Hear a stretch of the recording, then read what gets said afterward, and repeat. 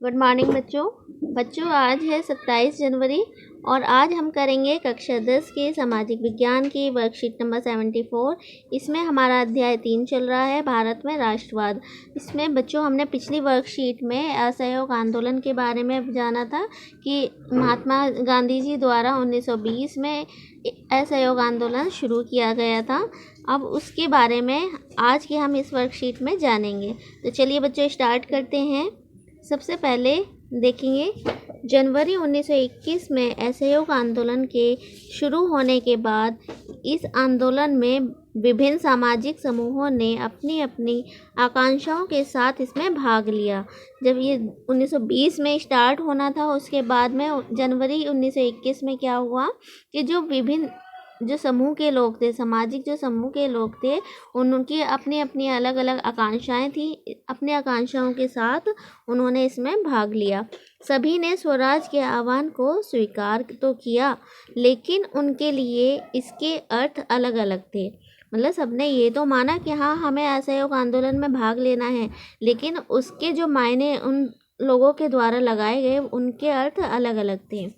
तो इस कार्यपत्रक में हम कस्बों शहरों में लोगों की भागीदारी के बारे में पढ़ेंगे। जो इस वर्कशीट में हम किसके बारे में पढ़ेंगे, जो कस्बों या शहरों गाँवों में जो लोग थे उनकी किस प्रकार की भागीदारी रही थी। ठीक है, तो देखेंगे कस्बों शहरों में असहयोग आंदोलन। तो कस्बों शहरों में असहयोग आंदोलन की क्या भूमिका थी। विभिन्न वर्गों की भागीदारी। विभिन्न वर्गों की कैसी भागीदारी थी देखेंगे। आंदोलन की शुरुआत शहरी मध्य वर्ग की हिस्सेदारी के साथ हुई। जो आंदोलन की शुरुआत हुई थी कस्बों और शहरों में, वो मध्य वर्ग के साथ हुई थी कि मध्य वर्ग ने उसमें हिस्सा लेना शुरू किया था। ठीक है, उसके बाद में हजारों विद्यार्थियों ने स्कूल कॉलेज छोड़ दिए। जो बहुत सारे ऐसे विद्यार्थी थे, उन्होंने अपने स्कूल कॉलेज छोड़ दिए। हेड मास्टरों और शिक्षकों ने इस्तीफे सौंप दिए। जो हेड मास्टर थे, प्रिंसिपल थे, और जो टीचर्स थे, उन लोगों ने अपने इस्तीफे सौंप दिए थे, वापस कर दिए थे, नौकरियां छोड़ दी थी। ठीक है, फिर वकीलों ने मुकदमे लड़ना बंद कर दिया। वकीलों ने अदालत में अपने मुकदमे लड़ने बंद कर दिए। ज़्यादातर प्रांतों में परिषद चुनावों का बहिष्कार किया गया। अलग अलग जो प्रांत थे उनके अंदर जो चुनाव हुए थे, परिषद जो चुनाव थे, उनका बहिष्कार कर दिया, उन्हें करवाने के लिए मना कर दिया। ठीक है, फिर हम देखते हैं कि विदेशी वस्तुओं पर क्या प्रभाव पड़ा। इन चीज़ों का जो ये इतने सारे सब लोगों ने बहिष्कार किया, सबने काम करने से मना कर दिया, अपनी पदवियां लौटा दी, वकीलों ने मुकदमे लड़ने बंद कर दिए। तो इस तरह से जो विदेशी वस्तु थी उस पर क्या प्रभाव पड़ा। विदेशी सामानों का बहिष्कार किया गया।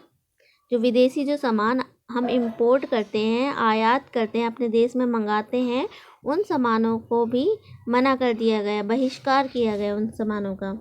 शराब की दुकानों की पिकेटिंग की गई और विदेशी कपड़ों की होली जलाई जाने लगी। जो शराब की दुकानें थी उनकी पिकेटिंग की गई और जो विदेशी जो कपड़े आ रहे थे उनकी होली जलाई जाने लगी, मतलब उन्हें कपड़ों को जला दिया गया। 1921 से 1922 के बीच विदेशी कपड़ों का आयात आधा रह गया। मतलब लोगों ने इतना ज़्यादा बहिष्कार किया इन चीज़ों का, जो विदेशों से आ रही थी उनका जितने भी आते थे उनका आयात आधा हो गया था। ठीक है, उसकी कीमत 102 करोड़ से घटकर 57 करोड़ रह गई। जो 102 करोड़ के उनका जो सामान, विदेशी सामान आता था, वस्तुएं आती थी, 102 करोड़ की लागत की होती थी, वो घट करके 57 करोड़ रह गई। बहुत सारे स्थानों पर व्यापारियों ने विदेशी चीज़ों का व्यापार करने से इनकार कर दिया। बहुत सारे जगह ऐसी थी जहाँ पे व्यापारियों ने विदेशी जो सामान आते थे उनका व्यापार करते थे, उनका व्यापार करने से मना कर दिया। और लोग आयातित कपड़े को छोड़कर केवल भारतीय कपड़े पहनने लगे। जो आयात करते थे विदेशों से कपड़े, कपड़ों को उन्होंने पहनना छोड़ दिया भारतीयों ने, और जो केवल भारत में ही बनते थे, उत्पादित होते थे, उनको ही यूज़ करते थे। ठीक है, तो इस प्रकार क्या हुआ, परिणाम स्वरूप भारतीय कपड़ा मिलों और हथकरघों का उत्पादन भी बढ़ने लगा। इसके कारण क्या हुआ, जो भारत में जो कपड़ा बन रहा है और जो मिलें हैं, हथकरघे हैं, जिनका यूज़ करके कपड़े बन रहे हैं इंडिया में, तो उनका उत्पादन बढ़ गया। ठीक है, क्योंकि जब हमने इंपोर्ट किया था, जो विदेशों से सामान ला करके हम विदेशी कपड़ा मंगाते थे, उनका हमने बहिष्कार कर दिया, तो इससे क्या होगा, जो हमारे देश में बन रहा है हम उसका यूज़ करने ज़्यादा शुरू कर देंगे। इस तरह से क्या होगा, जो हमारे भारत में ही जो अपने कपड़ों की जो मिलें हैं, हथकरघे हैं, उनका भी उत्पादन बढ़ गया। फिर इसके बाद में हम क्या देखते हैं कि आंदोलन का धीमा पड़ना। फिर क्या हुआ कि कुछ समय बाद आंदोलन धीमा पड़ गया। किन कारणों की वजह से धीमा पड़ गया देखेंगे। कुछ समय बाद शहरों में यह आंदोलन कई कारणों से धीमा पड़ने लगा। पहला है आपका, खादी का कपड़ा मिलों में भारी पैमाने पर बनने वाले कपड़ों के मुकाबले प्रायः महंगा होता था, क्योंकि जो खादी का जो कपड़ा बनता था हमारे इंडिया में और जो बाहर से जो कपड़ा तैयार होकर के आता था, उनके मुकाबले में ये महंगे होते थे। और महंगे होने के कारण क्या होता था, जो गरीब लोग हैं उसे खरीद नहीं सकते थे, जो गरीब लोग थे वो उसे खरीद नहीं पाते थे। इस प्रकार से यह आंदोलन धीमा पड़ गया, क्योंकि लोगों को कपड़ा तो चाहिए पहनने के लिए, लेकिन गरीब नहीं पहन पाएगा तो ऐसे तो नहीं चलेगा ना। फिर हम सेकंड पॉइंट देखते हैं, ब्रिटिश संस्थानों के बहिष्कार से समस्या पैदा हो गई। जब बहुत सारे लोगों ने अपने काम धंधे छोड़ दिए, विद्यार्थियों ने स्कूल जाना छोड़ दिया, वकीलों ने वकालत करनी छोड़ दी, इससे क्या हुआ कि बहिष्कार के कारण बहुत सारी समस्याएं पैदा हो गई। किस तरह की समस्याएं पैदा हो गई कि वैकल्पिक भारतीय संस्थानों की स्थापना तेजी से नहीं हो पाई।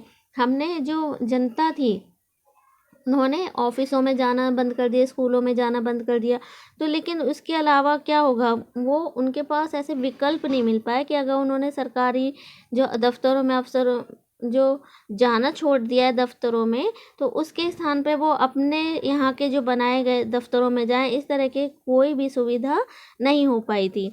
तो फलस्वरूप विद्यार्थी और शिक्षक सरकारी स्कूलों में लौटने लगे।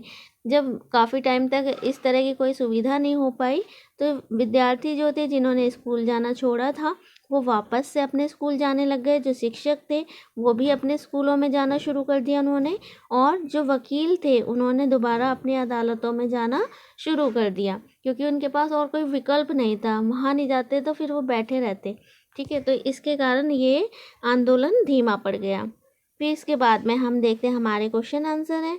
फर्स्ट क्वेश्चन है आपका, कस्बों शहरों में विभिन्न समूहों ने असहयोग आंदोलन में किस प्रकार भाग लिया, यह आंदोलन क्यों धीमा पड़ गया। तो आप इसमें बताएंगे कि जैसे कि जो विद्यार्थी थे उन्होंने स्कूल जाना छोड़ दिया, पदवी लौटा दी गई, सरकारी अफसरों ने अपनी पदवियां लौटा दी, वकीलों ने मुकदमे लड़ने बंद कर दिए, और ज़्यादातर प्रांत में क्या हुआ, परिषद जो चुनाव थे उनका भी बहिष्कार किया गया।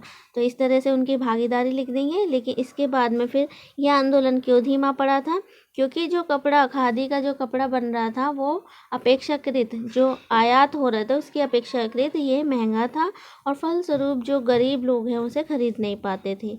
ये सेकंड पॉइंट इसमें ही बताएंगे आप कि ब्रिटिश संस्थानों के बहिष्कार से समस्याएं पैदा हो गई थी, क्योंकि लोगों को इसका विकल्प नहीं मिल पा रहा था, तो इसके कारण वह अपने स्कूलों में दफ्तरों में वापस लौटने लग गए थे। तो इस प्रकार क्या हुआ कि आंदोलन धीमा पड़ गया। फिर सेकंड क्वेश्चन है आपका, अगर आप असहयोग आंदोलन के दौरान एक विद्यार्थी होते तो आप इसमें किस प्रकार भाग लेते। तो ये आप खुद बताएंगे कि अगर आप उस समय एक विद्यार्थी होते तो आप इस आंदोलन में किस प्रकार से भाग लेते, कि आप उसे छोड़ देते या क्या करते, वो आपको अपने विचार लिखने हैं। ठीक है बच्चों, तो आई होप कि आपको हमारी वीडियो समझ आई होगी, पसंद आई है तो आप हमारे चैनल को लाइक शेयर सब्सक्राइब कर सकते हैं, अपने फ्रेंड्स को शेयर कर सकते हैं। तो थैंक्स फॉर वॉचिंग मी।